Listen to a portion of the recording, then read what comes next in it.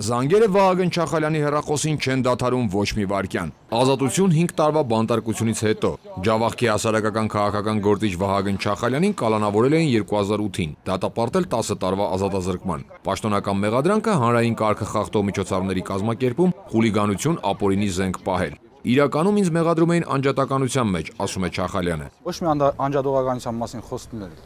չէր կարող եւ ժամանակը ցույց տվեց, որ չկար,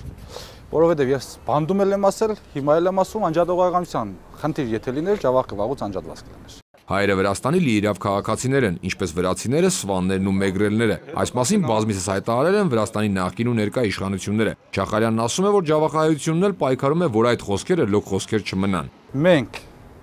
Ջավախահայությունս իր արժեվ խնդիր է դրել ապրել ժողովրդավար Վրաստանում,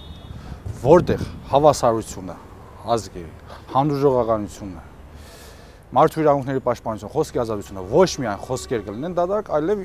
իրական արժեքներ։ Ջավախահայության ցանկությունը բնական է ու նվազագույն է, պահպանել ազգային ինքնությունը, ավանդույթները, մշակույթն ու եկեղեցին, ասում է ակտիվիստը։ Մենք ուզում ենք պաշտպանել մեր ավանդույթները, մեր լեզուն, մեր եկեղեցին, մեր տաճարները մշակութային։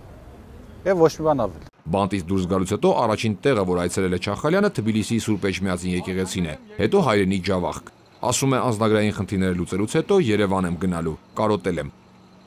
Արկադի Գրիգորյան, Գիվի Պեգրիշվիլի, ժամը լրատվական, Թբիլիսի։